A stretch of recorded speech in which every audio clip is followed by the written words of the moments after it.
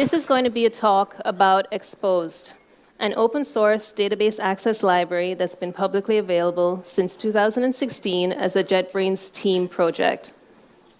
Before becoming open sourced, Exposed was created as a tool by JetBrains employees for internal use on other products. And for the majority of its existence after this point, it was maintained primarily through the contributions and efforts of a single individual in their free time. Exposed started with a single core module, and then 2 extra modules were added to allow Spring integration. And in spite of all this, the library started to get attention, and the amount of external users started to grow to the point where today it is the number 6 most starred out of all JetBrains GitHub repositories, and that is in spite of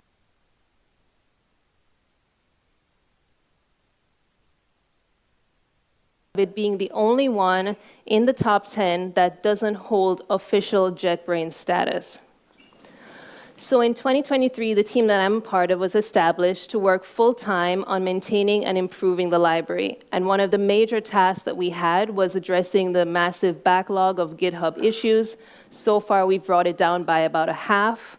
Majority of those issues were long-standing feature requests, as well as quite a few Spring Transaction Manager design issues, and some of our own roadmap points, like addressing our query DSL design, some performance issues, and getting the ball rolling on providing database migration assistance.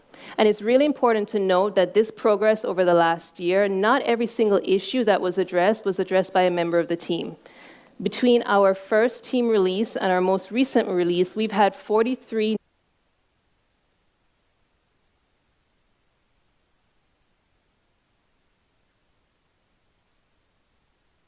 new contributors. And I think it's really important that I mention, and on behalf of the entire team, thank you to everybody who has continued to give support to this library in the last year and the year before that, because community support, contributions, public feedback is very vital to us.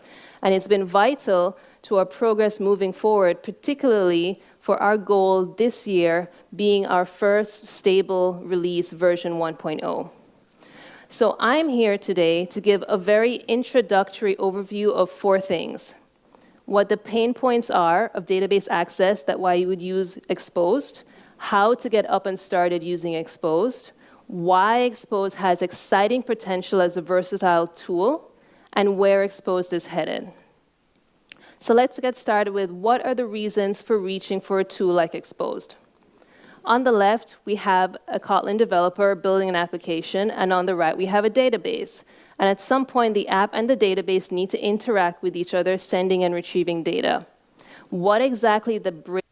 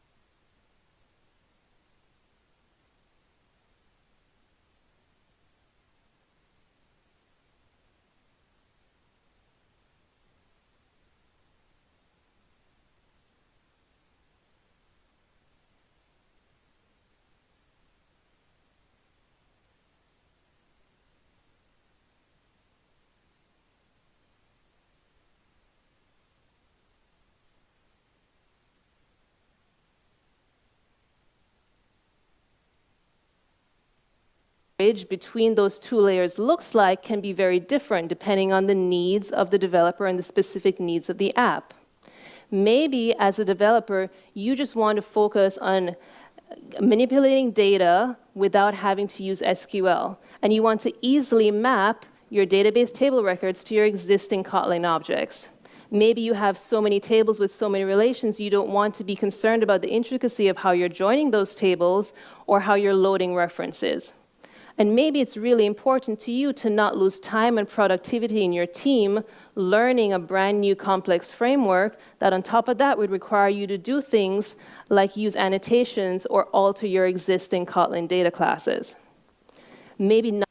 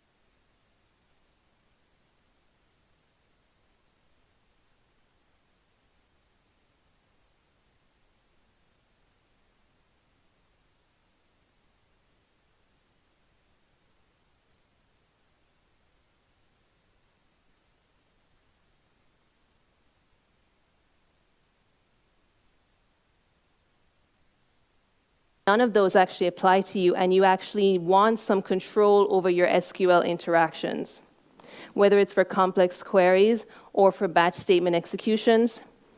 But you still want to do so in a Kotlin type-safe way that doesn't hide the SQL and still gives you the option to validate what exactly is being sent to the database, while still giving you the freedom to have as much or as little control over the generated SQL strings. Maybe on an even lower level, what you actually just want is a tool that allows you to write and run SQL in the way that you want, with the parameters that you want, and handle and process the result sets in the way that you see fit, without dealing with low-level tasks like opening and closing your database connections, committing and rolling back your transactions, and wondering whether you're actually releasing your resources properly. Ultimately, what is best between those two is an abstraction layer, and how high them with little to no effort connection. Database connect is a function that creates an instance of a class that represents the database being used, and it accepts a connection URL or a data source. Expose relies heavily on the API loaded by Java database connectivity drivers for the underlying database system to actually establish connections. And if there's any special configuration parameters, it's exposed to map that data that we're in charge of a bunch of docking bays, hangars for short, and we have clients from off-world that are going to land and store their ships in our docking bays, so we need to record data about the ships and the planets that they originate from.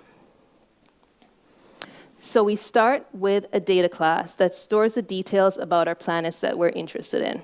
How are we going to map this data class to a table object? The table class in Expose is the core class for database schema definition. It holds multiple methods to register different column types as well as specific table properties. So for example, we are first going to register a column that accepts long values.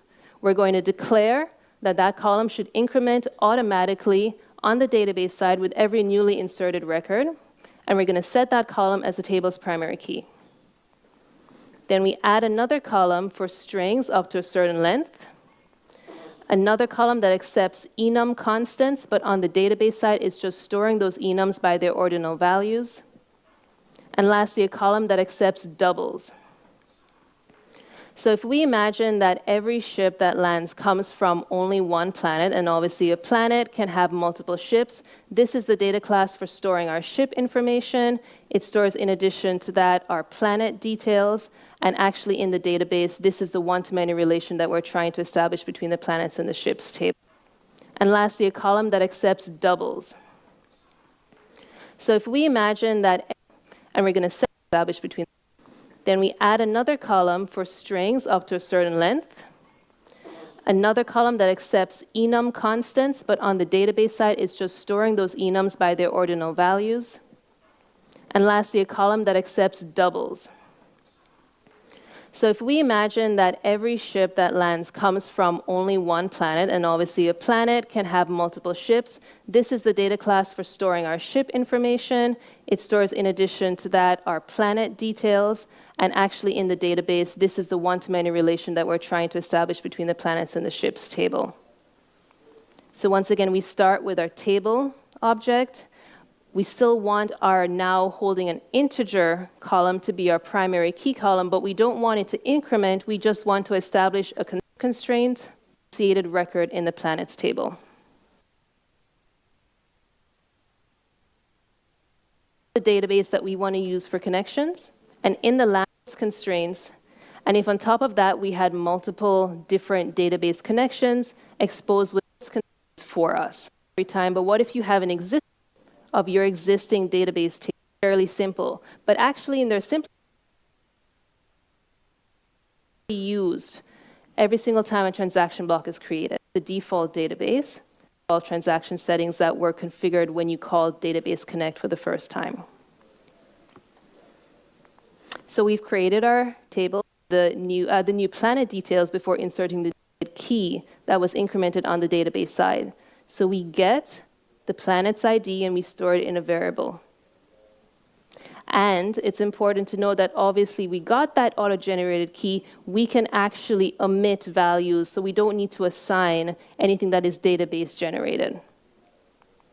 That is defaulting to the COR as many clauses as we want. And at no point is the query actually sent to the database until some terminal operation is checked. It pretty much aligns with a major difference being operator like map, and we would get back a list of our data class instances. Now, what if we wanted to query something a little bit different? We actually wanted to get details from both tables. For example, we once again select, but we're only selecting the columns that we're interested in from both tables. We add a where clause.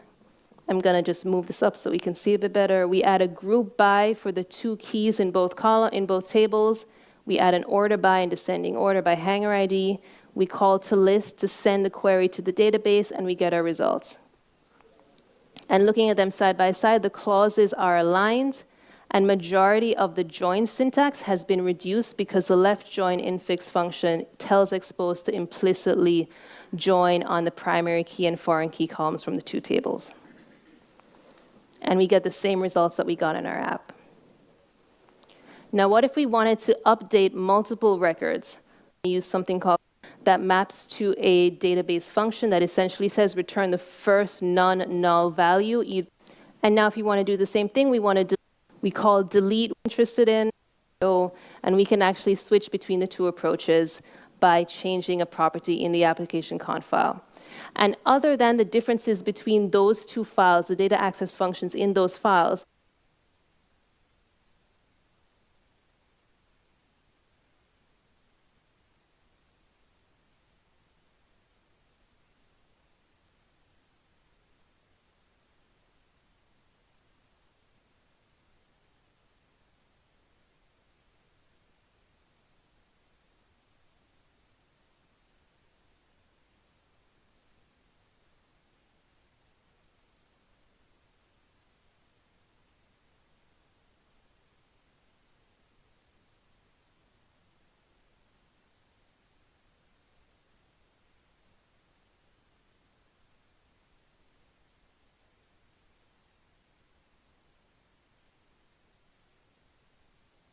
the main difference that we're going to see is how we map our data models to the actual database table objects. So this is our original planets table. We're going to refactor it to work with DAO.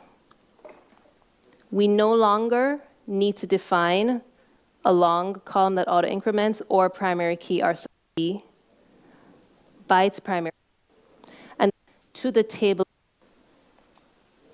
And the other difference being in our reference function, we no longer need to, and once again, we have an entity for every ship record. Is an infix function referenced on with mutable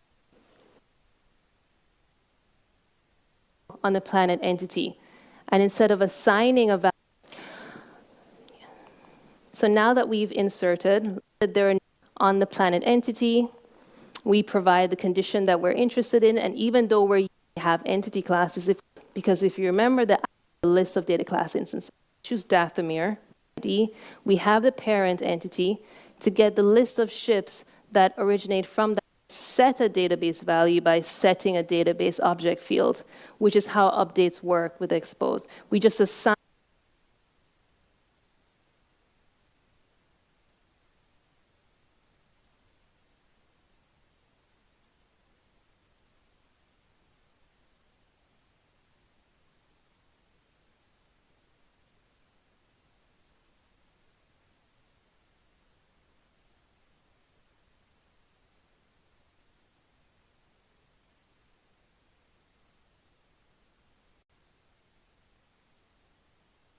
the new value to the entity's objects field. And we can see that we have an updated record in our system. The important thing to note about doing updates this way with exposed is that these updates are not sent to the database automatically. They are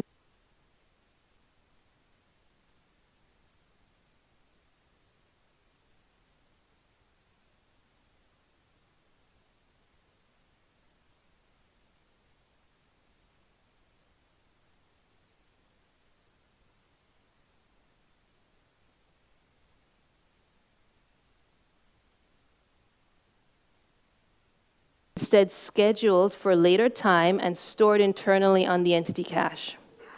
This is one of the ways that the DAO approach attempts to minimize multiple database operations being sent for every data manipulation by accumulating and then caching this value until it's absolutely necessary to send it to the database, which usually happens either before something like a select all query is run. If we either just say manually flush everything, send everything scheduled to the database, and if neither of those things happens, at the end of the transaction block. And now let's say that we wanted to go in, the ship from docking bay 3 has left, we want to manually delete that. If we were using DSL, we would just use the same delete where that we saw before, but with a clause particular for that row. Deletion is very straightforward in DAO as well. We simply call delete on the entity that we have, and it both clears it from the cache and from the database record, and we can see that we've dropped down one. So we've seen the core DSL. We've seen how DAO builds on top of it, deviates, does its own thing. But there is a third way that I think really shows how the Expose shines, and I like to think of it as the DIY, the do-it-yourself way. Because ultimately, this library was built by Kotlin developers for Kotlin developers, and it was built with the best of intentions to allow you to access data in the way that you want to. So I'm going to very lightly touch on 3 ways that Expose allows you to tailor your experience using it to your specific needs. The first being actually taking advantage of statement interceptors. Let's say, for example, we want to gain more control over a statement's lifecycle by adding extra functionality at specific points. If every time a ship is removed from a docking bay, we want to update that docking bay's logs to include information about the ship that just left, we add a custom class that extends the statement interceptor, implements the statement interceptor interface. This interface has many functions. This is only 3 of them for different points in the lifecycle of a statement, and the only one we're actually interested in is what happens after execution. So after every statement is sent, we're going to check and see, was that statement a delete? If it was a delete, we're going to call our special function log deletion, and we're going to pass some transaction and statement and timestamp details that we're interested in. And if you go through the source code, log deletion just performs some operations on a shadow table of sorts that we can query later. And then to actually use our custom interceptor, we create an instance of it wherever we want. I just put it in the transaction block for simplicity's sake. This is the transaction block that wraps every data access function in the app. We register and we unregister it when we're ready. So in addition to adding extra functionality, we're also choosing exactly when to turn on and off this extra behavior.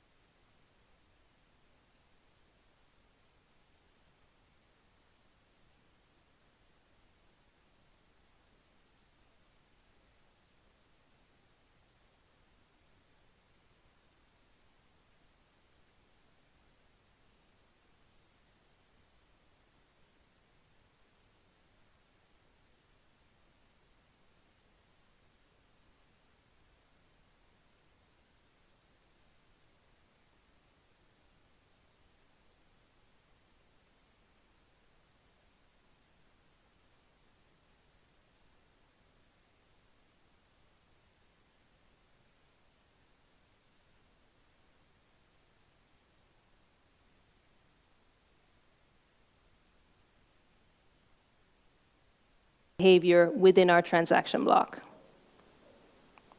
And if we're using the DAO approach, there's a very similar concept, but it uses entity hooks that allow you to subscribe to particular phases of an entity's life cycle. So in our case, we would be subscribing to when that entity is both removed from the cache and from the database. We would call our same function, and we would get our same results. Another way to get more out of Expose is just to run plain SQL commands directly. If you know what it is that you want to send to the database, Expose lets you do it. So we can filter ships based on distance. The upper bounds for the range slider that we used is based on the current furthest away planet that we've encountered so far. So every time we insert a new planet, we want to call a stored function that retrieves the actual maximum distance so we can use that as the upper bound of our slider. To run plain SQLs, you just use the exec function, which in its simplest form takes an SQL string and just sends it to the database. This is the SQL string that we're using. I've split it into two to make it easier to read. The first part just creates a function, provides an input parameter for precision, and returns a numeric value.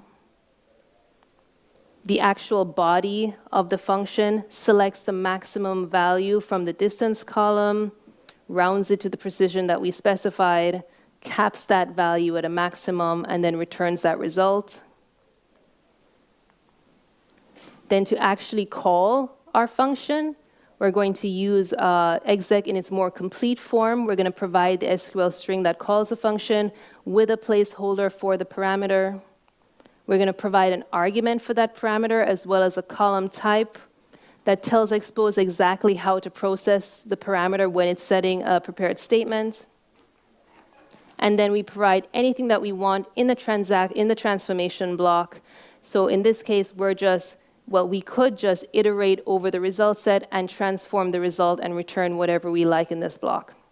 And then for convenience sake, we're going to wrap this entire exec as an extension on the transaction class so that we can use it wherever we want with whatever precision value that we want. The last versatile thing about Expose I'm going to touch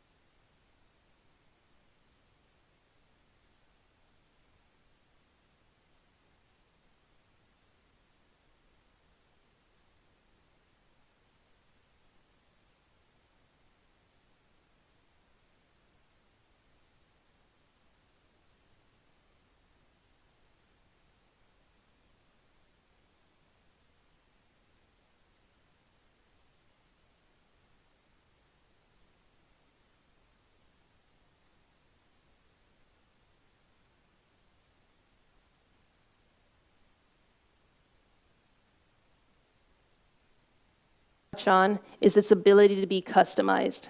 Whether it's for an unsupported data type, an unsupported operator or function, almost every class in Exposed is open for extension. Let's say we want to add a detail to our planets class. We want to be able to see every time we look at a planet what the price range is that we could charge for a ship originating from that planet. If you remember, we're using Postgres, so we're going to have a custom column type that accepts a Kotlin int range. The first override just defines what the SQL type is. For Postgres, this is int for range. The second override declares how to transform the int range into a valid SQL string value. And then, because Postgres has a stricter type system, we have to also override set parameter, and there's a lot of code there. The only important lines are these, which essentially says each time you prepare a statement, make sure that you set the parameter as a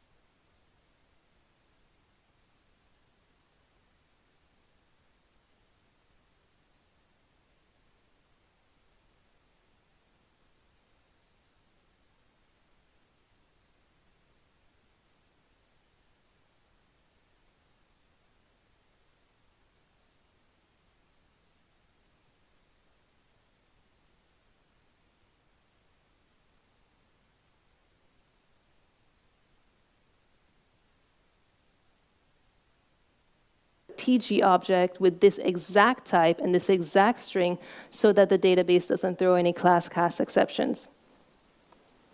And then all we need to do is override one more, which does the reverse, that says every time we retrieve a PG object from the database, this is how we transform it back into an integer range.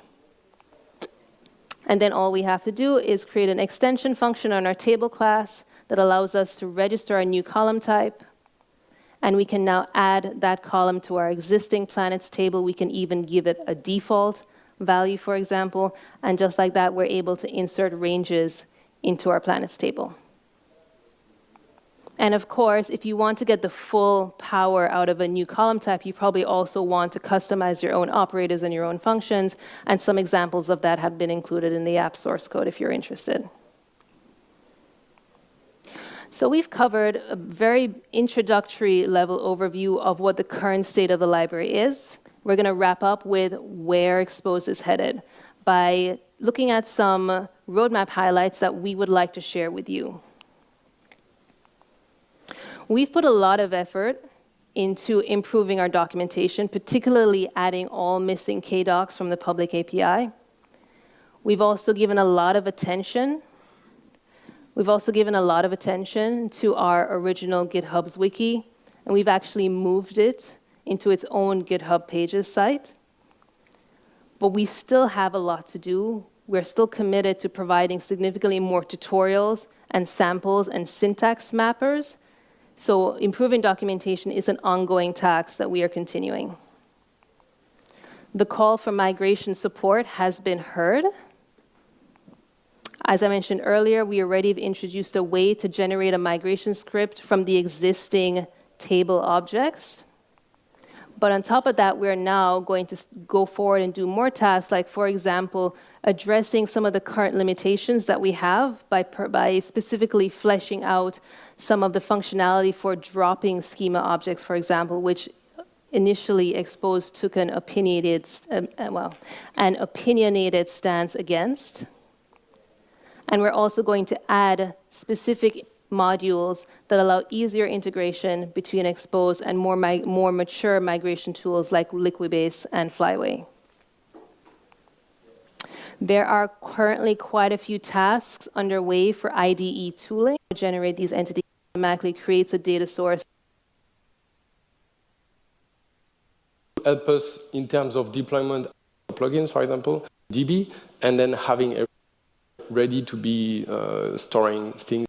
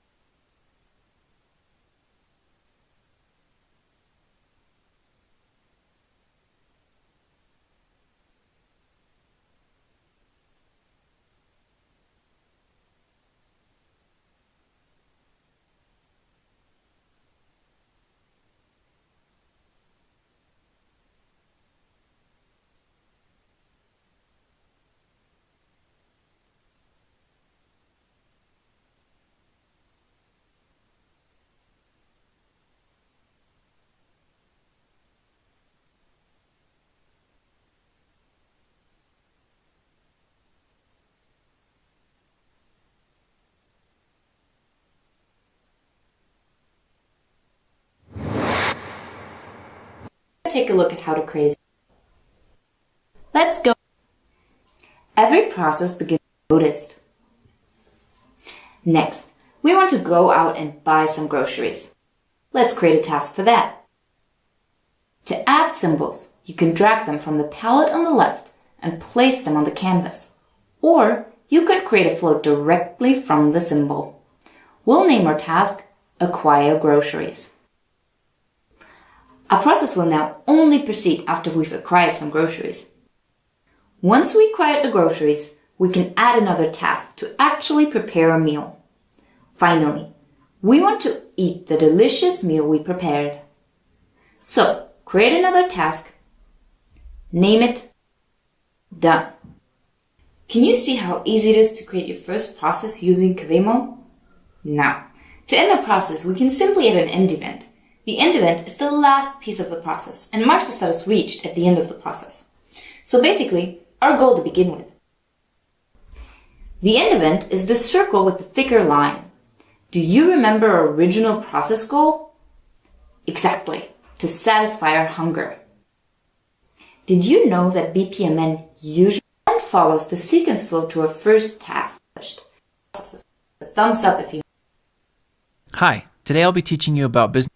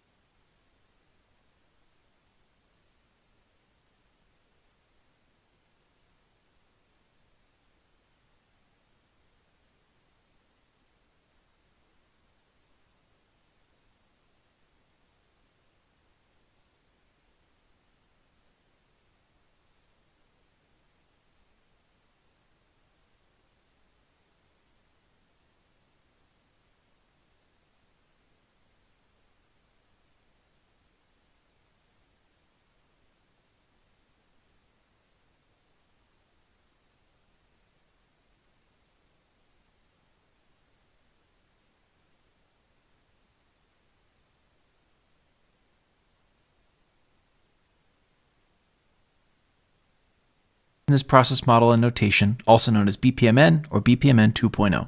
BPMN is a flowchart method that models the steps of a planned business process from start to finish. At a high level, BPMN helps stakeholders gain understanding through a visual representation of a specific process. Because diagramming can make complex ideas easier to understand, BPMN helps process participants, analysts, managers, technical developers, and many others to visually represent things like order fulfillment, incident management, purchase processes, and many other essential business sequences.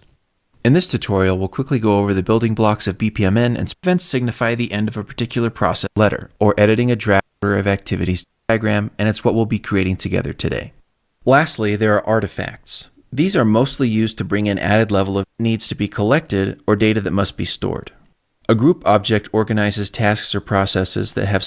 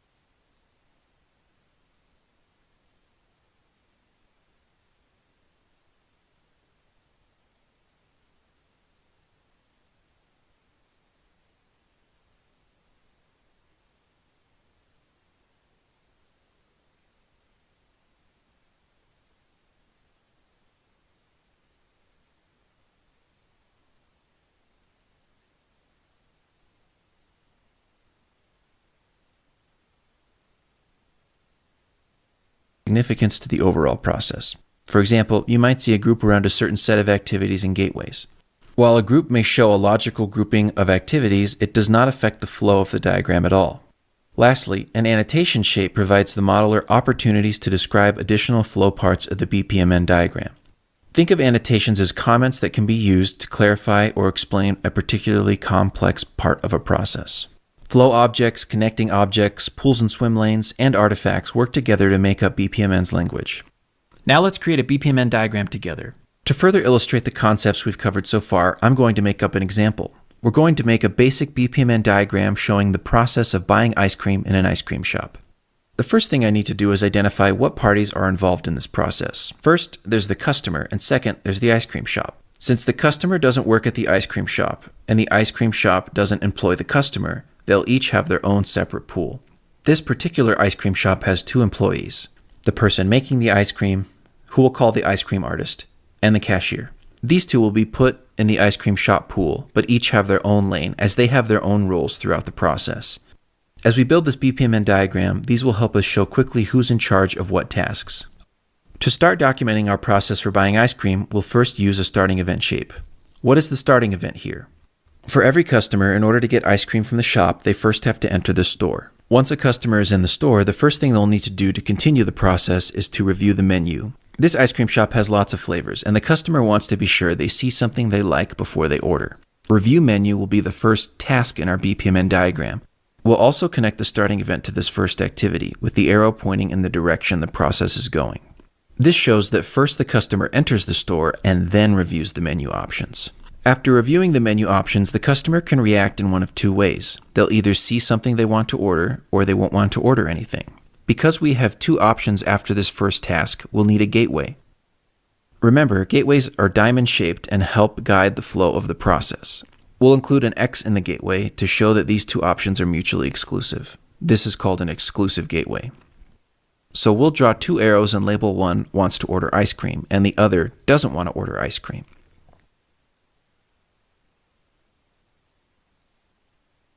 If a customer doesn't want to order after reviewing the menu, they'll simply leave the store, and since nothing else happens after that, we'll make that an end event for this path in the process.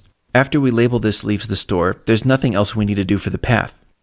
For the other path, if the customer is excited about a particular ice cream flavor and wants to order, the next thing they'll do is order ice cream. We'll make orders ice cream our next task in this separate path. A couple of things to note regarding this task. First, because ordering ice cream involves communication with the ice cream artist, we'll put a black envelope.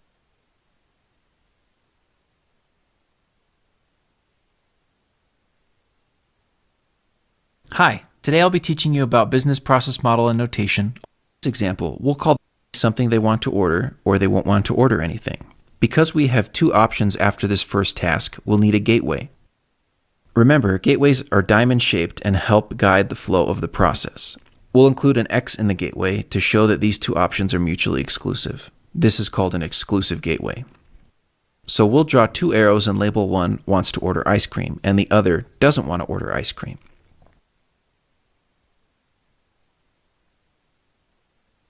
If a customer doesn't want to order after reviewing the menu, they'll simply leave the store, and since nothing else happens after that, we'll make that an end event for this path in the process. After we label this leaves the store, there's nothing else we need to do for the path. For the other path, if the customer is excited about a particular ice cream flavor and wants to order, the next thing they'll do is order ice cream. We'll make orders ice cream our next task in this separate path. A couple of things to note regarding this task. First, because ordering ice cream involves communication with the ice cream artist, we'll put a black envelope icon in the top left of the task, indicating this is a send task, or one that involves sending a message to another process participant. Second, we need to consider what comes next in the process for both the customer and the ice cream artist. If you're the customer, after you've ordered ice cream, you need to wait for your ice cream to be made. This is our first intermediate event in the process, and we'll label it Wait for Ice Cream to be Made. We can also include a timer symbol to visually indicate that time.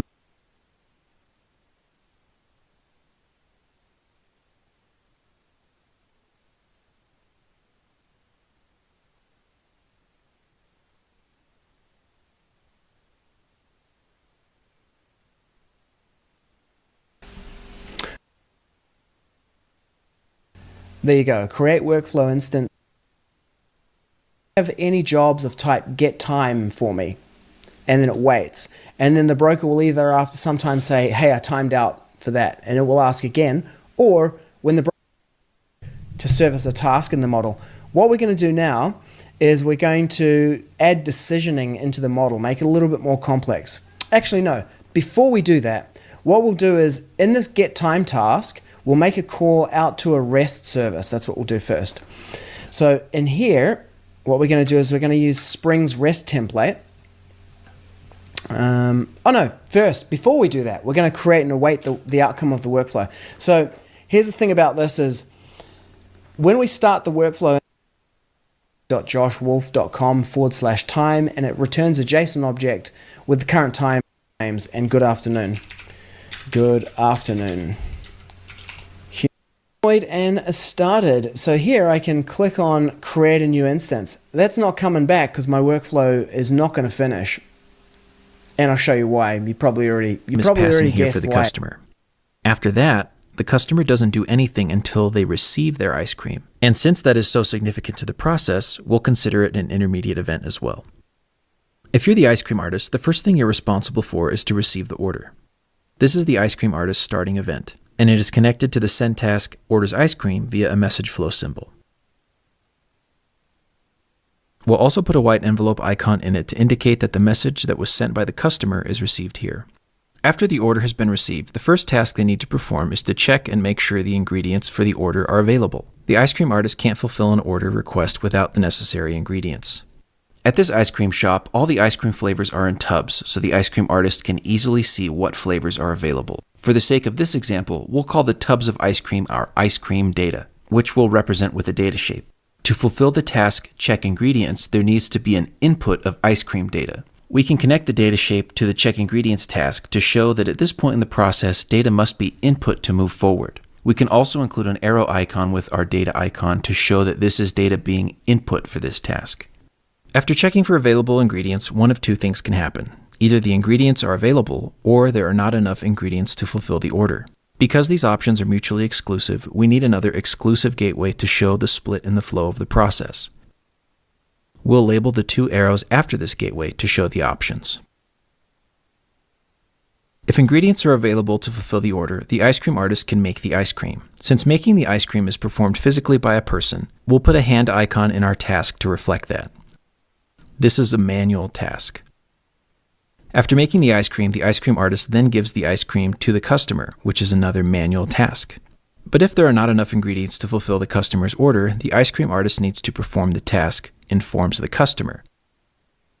Then the customer will need to review the menu to see if there's anything else they want. And since that is already a step in our process, we can connect it back to the first task for the customer. Then the customer can decide if they want to order or not, and the process will continue as we've documented it so far. When we go back to the task gives ice cream, we'll use another message flow symbol to return to the customer pool and connect it to the intermediate event receives ice cream. Now that the customer has the ice cream in their hand, the next thing they need to do is pay for it. For sake of simplicity, we'll say that this ice cream shop only accepts credit cards. To pay, the customer will need to give their credit card to the cashier, which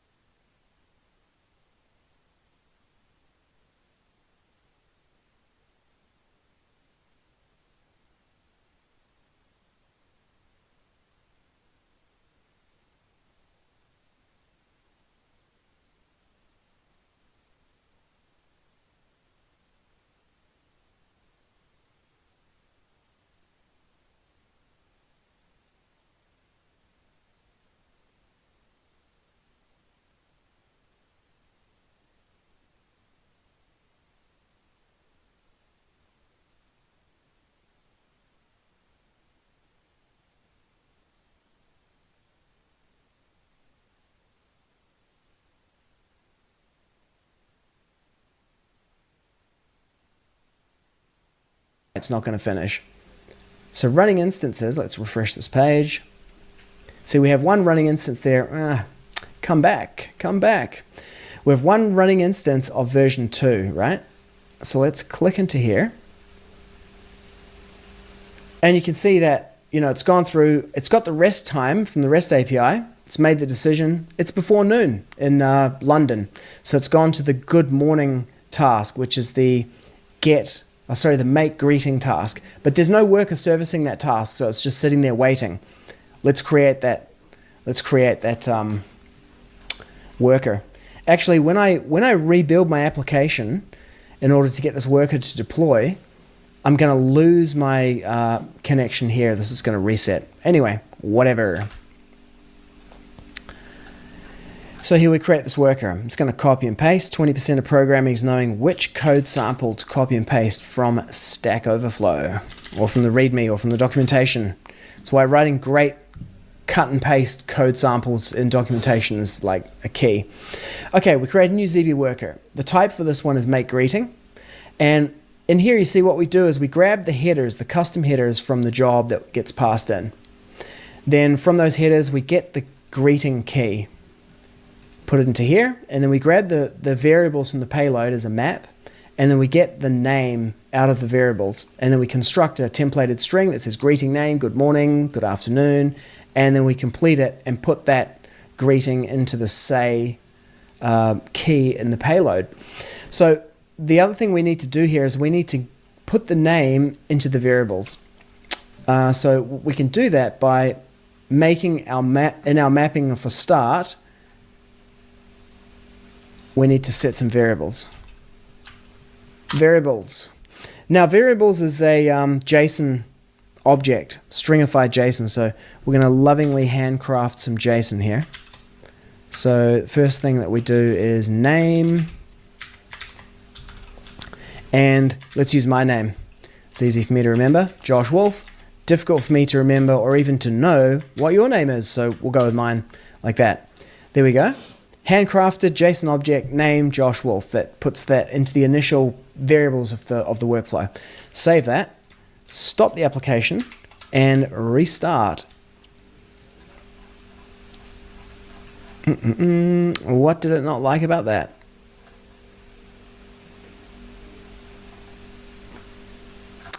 Yeah. That was what I thought it would be, which is this connection resetting.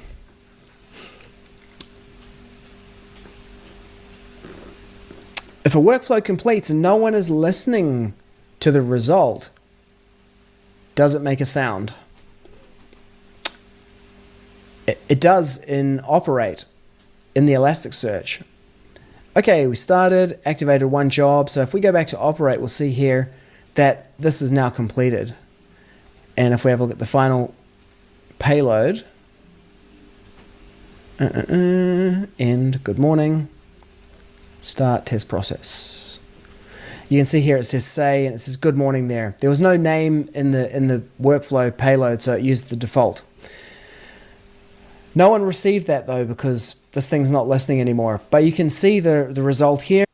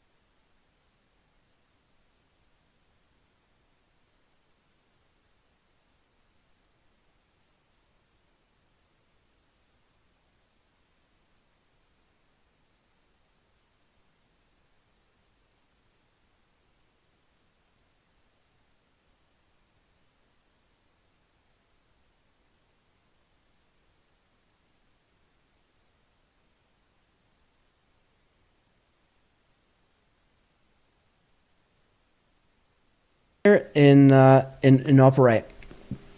So let us now start an instance. It's going to start an instance, it's going to run through, and here we have the output, and it's in the say key of the workflow, good morning, Josh Wolf. It's a hello world example. One thing that we can do here, just to make it a little bit more kind of clean, is here we can say val response, maybe output outcome, say outcome output equals. So from the workflow instance with results, I can get the variables as a map, and then I can say get or default, and then I'm going to ask for the say key. And if I didn't get one, I'll just say, let's go Aussie. G'day. Save that. And here, rather than outputting that whole thing, we're just going to output. Stop the application. What does it not like about that? Oh, you should inline it. Okay. Wow. Cast output to string. Oh, that's add to string. There we go. It's better. Run. Dun dun dun. Okay, so what we should expect to see this time is just the value of this variable here.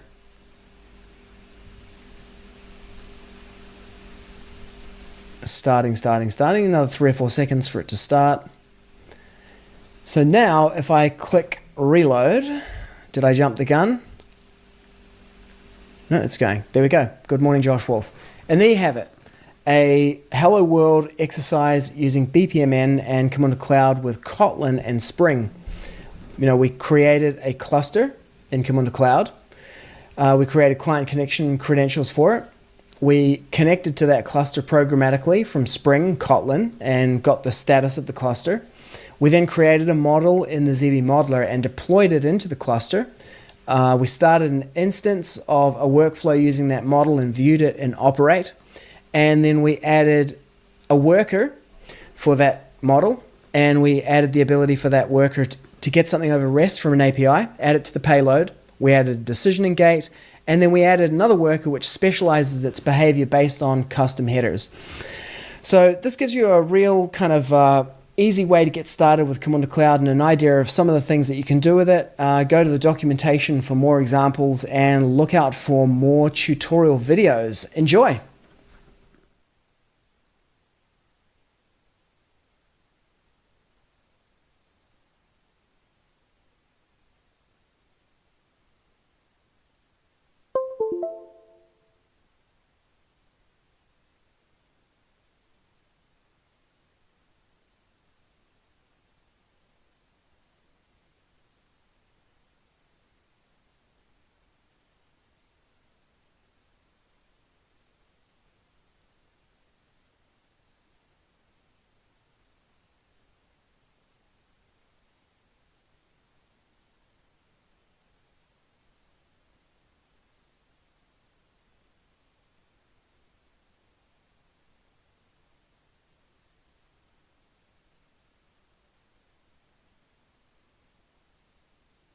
Is that good?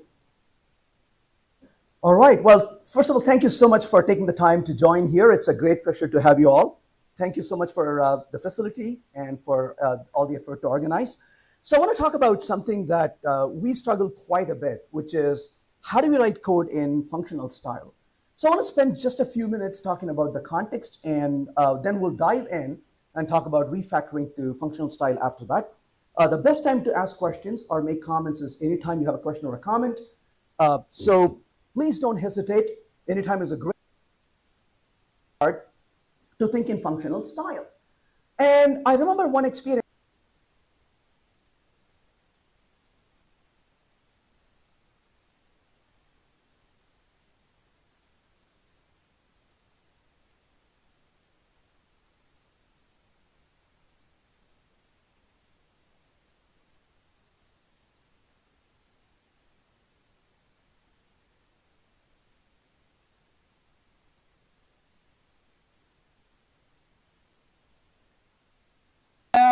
Yeah, so thanks so much in color, but they were very, very, very, very blocky. I am doing that you put in there. You can use two different users. So C is easy, and also it's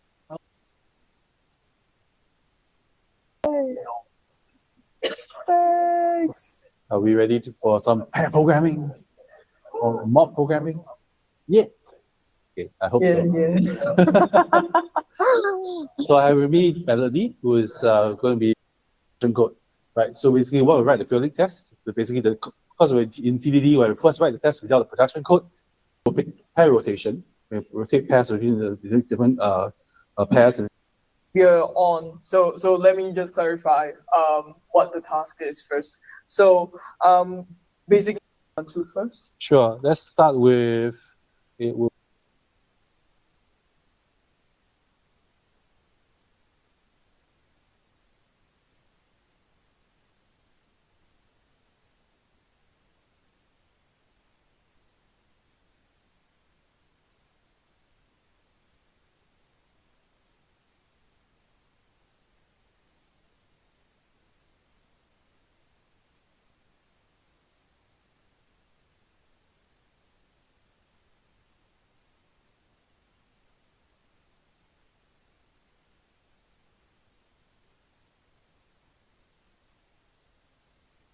DC and other weird and wonderful protocols that are almost network protocols. There's things like integrated CRC.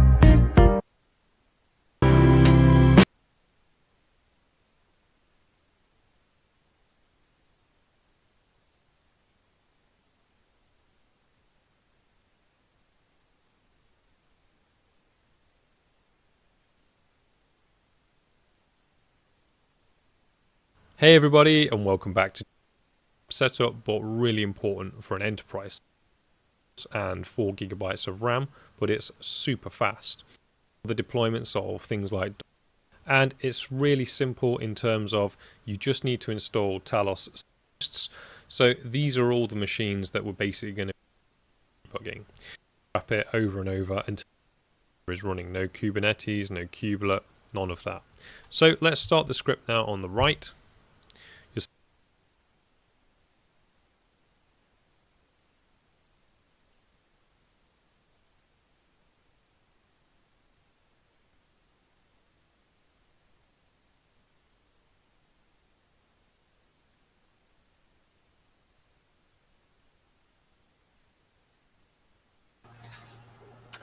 Hello, and the first part was just, can I create the most minimal operating system that it has? Yeah. Loading those things, and I'm going to replace them.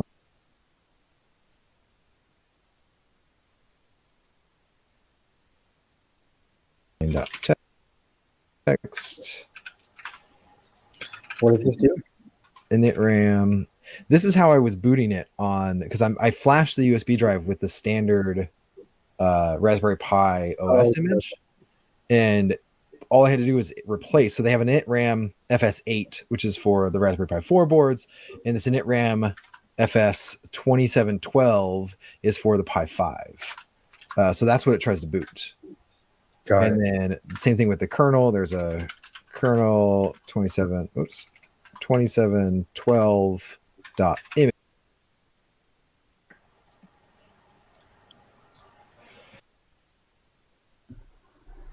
Hey y'all, in VLC, I bought this little USB to say, okay, it's now, so we're getting close here. You know, if we want to run workloads, we might as well allow scheduling. Then we should have dmessage output. So there's our help check. I'm not terribly surprised it's taking a second. And so there we go. We're ready now, which is great. So we're all up, ready to roll. kubectl get PO. Let's check out all of our pods, make sure.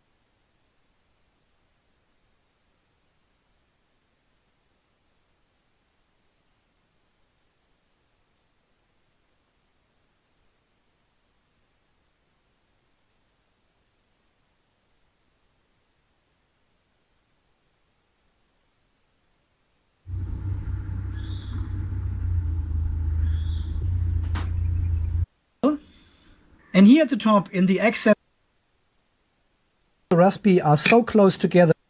Yellow is A, white. And now we are running the same command again. You can just use the UART to USB adapter, which I to do. Okay, it still shows us the 95S and make it work with our full battery, and the third BMS is connected to our big battery in the middle.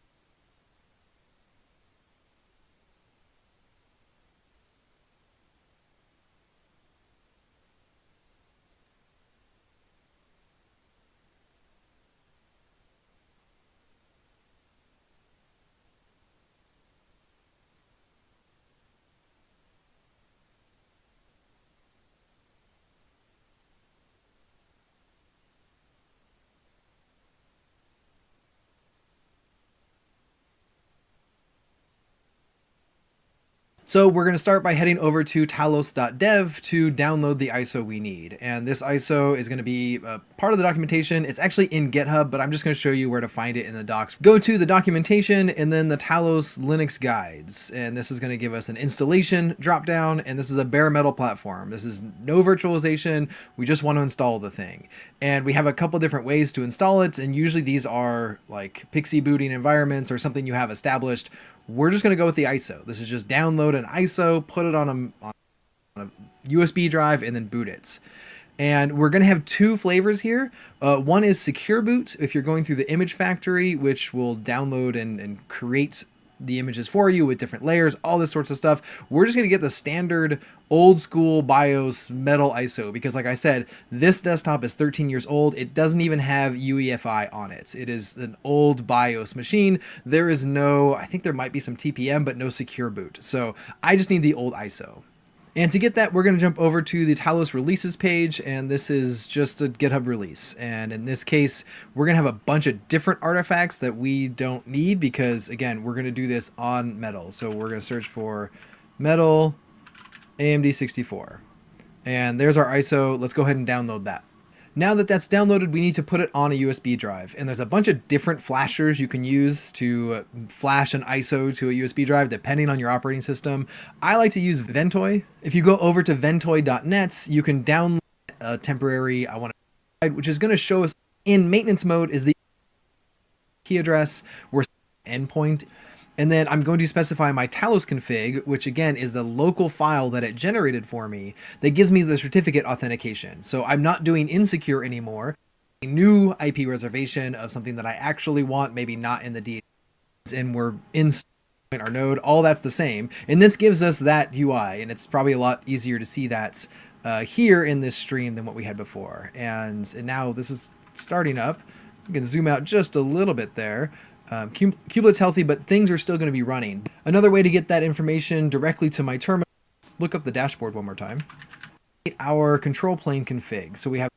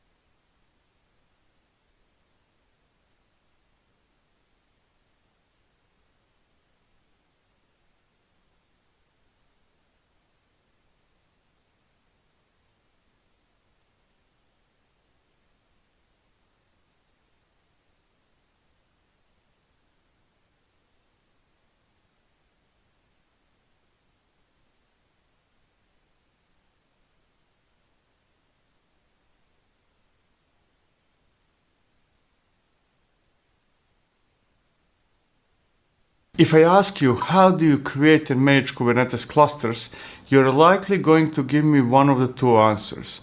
Either you are using managed Kubernetes clusters like GKE, EKS, AKS, and so on and so forth, or you're setting them up yourself. Managed Kubernetes clusters are great, but they can be expensive.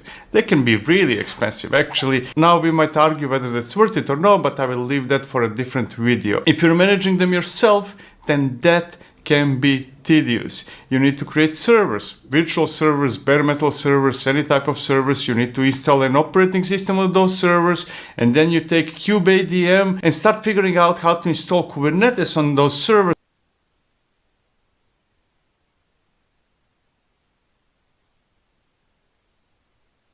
Hello, welcome back to another video. This one is going to be a follow-up to all the other home lab videos. I feel a little bit better, hopefully less coughing. There might be a little bit, but we're going to try our best. So you can download or clone, obviously, this Git repository, and it will look something like this. And really, all that matters, you can use the scripts that this person brings with it. For instance, the first one you would run is the repo init.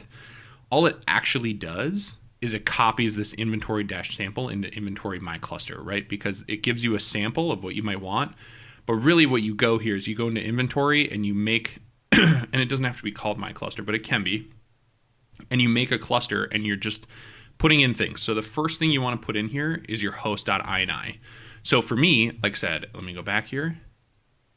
I made master 1, master 2, master 3, and then I made a worker 1, worker 2, and worker 3. So all of those have IP addresses, and that translates to this. So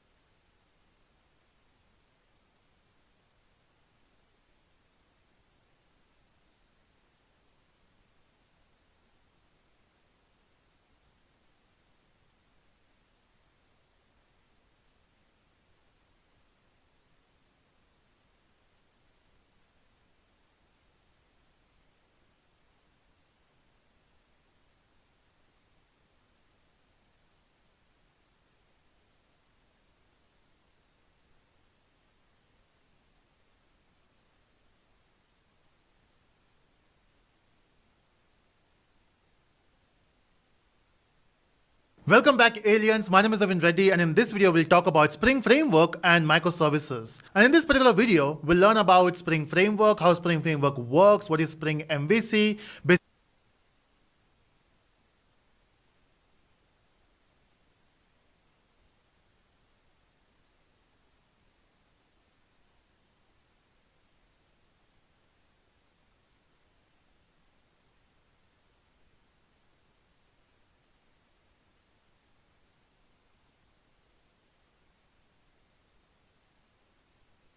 Welcome back, aliens. My name is Navin Reddy, and in this video we'll talk about Spring Framework and microservices. And in this particular video, we'll learn about Spring Framework, how Spring Framework works, what is Spring MVC, basically how do you build a web application using Spring, how do you work with database connectivity, how do you create a project using Spring Framework, and how to connect with database as well, not just SQL databases, but NoSQL, which is MongoDB.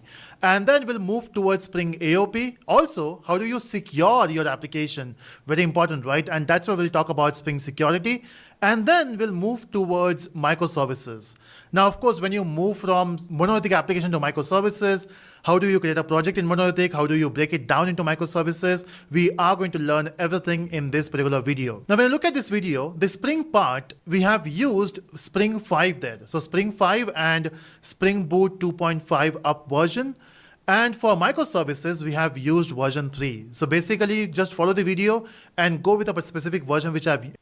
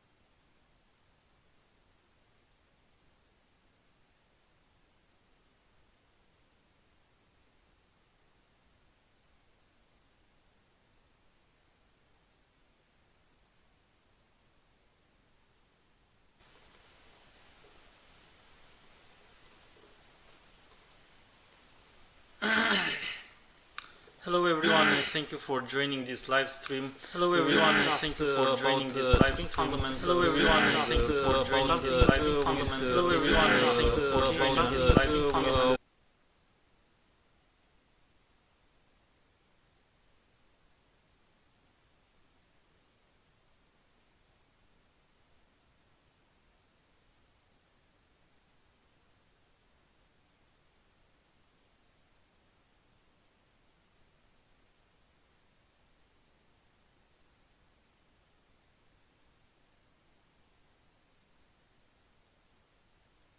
Absolutely thrilled to bring you today a meticulously crafted course that I've poured significant time, effort, and passion into.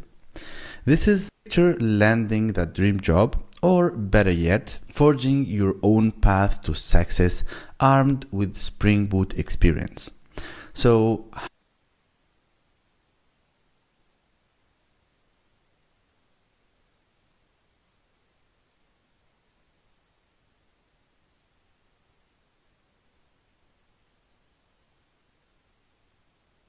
how do you grab these opportunities? It's straightforward. Join me on this course. Let's take a sneak peek into the incredible journey that you're about to embark on. First, we have Spring Core, Spring Boot in action, dependency injection, Java objects. This container app of objects from the constructor. So in this way, we are injecting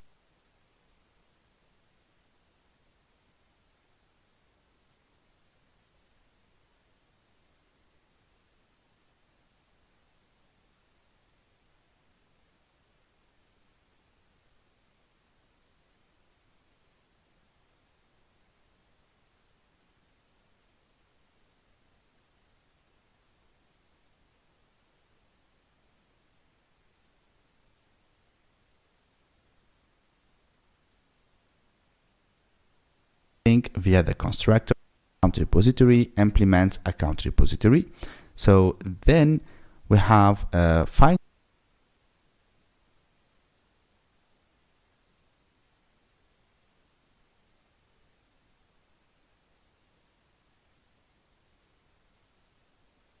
or private final data source, and then we have the constructor JDBC account repository, and we pass also a parameter which is the data source, and then Spring will automatically inject that using the constructor.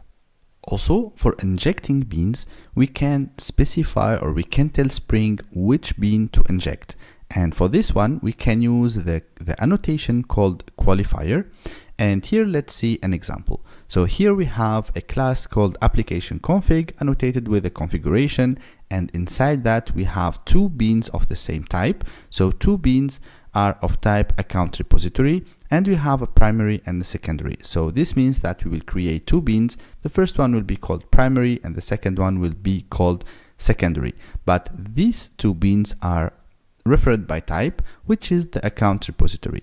So here we can give a qualifier for each bean. So the first one we will call it, or we give it a qualifier primary, and the second one we will give it a qualifier secondary.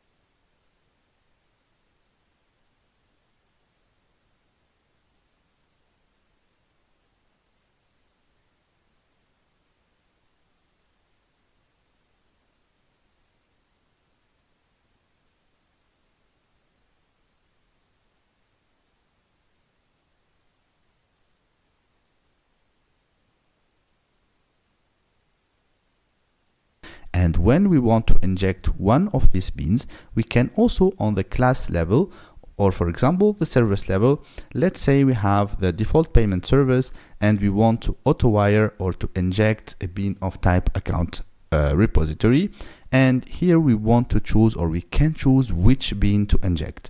So we can use again the qualifier annotation on the service or the object level. And as we can see in the default payment service constructor, we are telling Spring that we want to inject the bean that has the name or the qualifier called.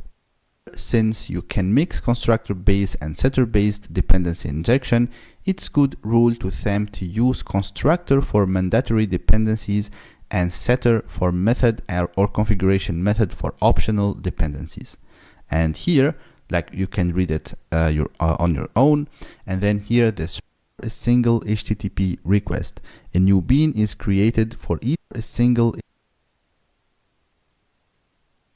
payment service method, which is a bean. We have a profile, so we can read or create a profiles of type cloud, and then we two previous configuration classes. So like that, or Instagram structure. So this is simply how we can, if I remove this one, so if I remove the instance or the manual creation of the my first class and delegate that to Spring, so Spring will be able to inject and create a bean of type my first class. Okay, so now first of all, let's see what this run method is able to return. So this run method will return a class or an object of type configurable application context. So I will just assign this one to a variable and I will call it context, so CTX, just as a short name. So when we run our application, it will return a context, which is the context of our application. So here, my first class, now I want to get the my first class from the context or from the application context of my Spring container. So here I will just go equals and then context dot get bean. So I have a method called get bean. So actually we have four or five methods of type called get bean, and the first one, for example, it takes a class, then we can pass a name and the required types, tal postman. So it's so simple. The request body. So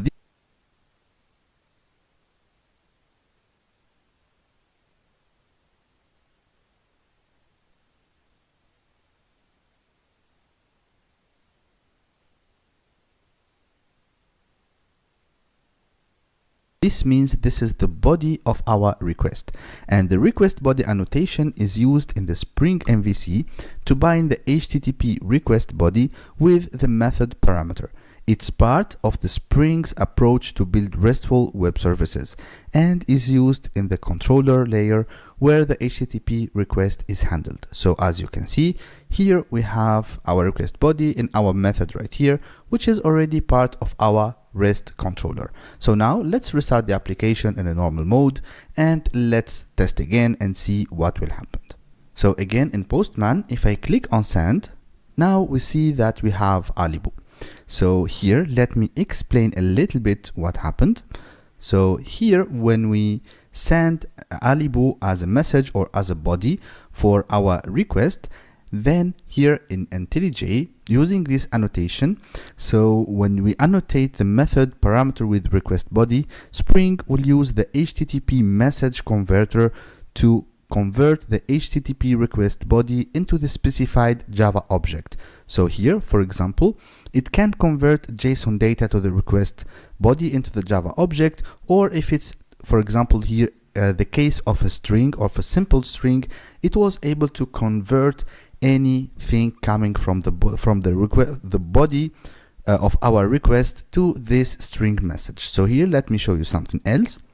Here we see that the type of the body or the type of this row object is text. Now if I transform it to JSON, and here, so here this is how we map or rematch the JSON representation.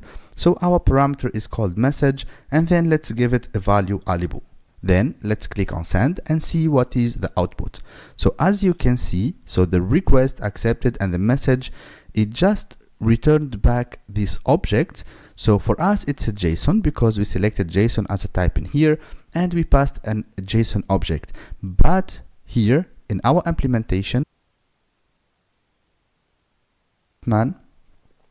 click on send, and then I will resume since I have my breakpoint activated. and then let's go back. So here, as you can see, we have null, null, null, but we already sent an object in here. Okay, so we sent values Alibu, iPhone, and 1, but we see that we have null values. So let me explain to you why we have this. When we sent our request containing this request body right here with the following values, Alibu, iPhone, and 1, we saw that the response was containing null values. So as we saw, customer name was null, product name was null, and the quantity was 0, which are the default values of the types that we chose. And this is because we didn't create any accessors for our order class. So coming back to this order.java class, we see that we just created private fields, customer name, product name, and quantity, and this is without any accessors. So the accessors are getters and setters, also known as accessors, are mutator methods. They play a crucial role in the serialization and deserialization process in the context of frameworks like Spring and libraries like Jackson, which are commonly used for serializing and deserializing data and from formats such as JSON. So these methods have specific uses. So for example, the getters, when an instance of an object is serialized into a format like JSON, the getter methods are called to access the current state of the object. The values returned by these methods are then written into the serialized format. Now for the setters, during deserialization, setters are used to populate the field of a newly created object with the data from the serialized format. So now to fix the issue, all we need to do is to generate getters and setters. So I will click on generate, and here we see that we have getters and setters. And also, as I mentioned before, each time I use a shortcut, you will see the green pop-up right here to see or to learn which shortcut I used. So now I will generate getters and setters for all the fields that I have right here. So